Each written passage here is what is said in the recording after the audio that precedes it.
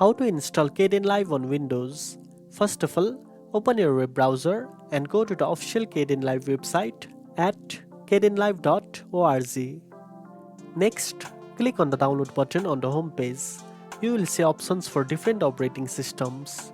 Select a Windows version to start downloading the Kdenlive installer file. Once the download is complete, open the installer by double-clicking the downloaded file. The setup wizard will open.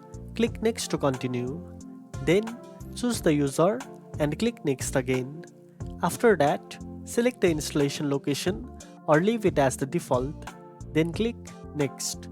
And finally, click Install. Wait for the installation process to finish. It may take a few minutes. After the installation is complete, click Finish. Then open the program by finding it in the Start menu. And that's it.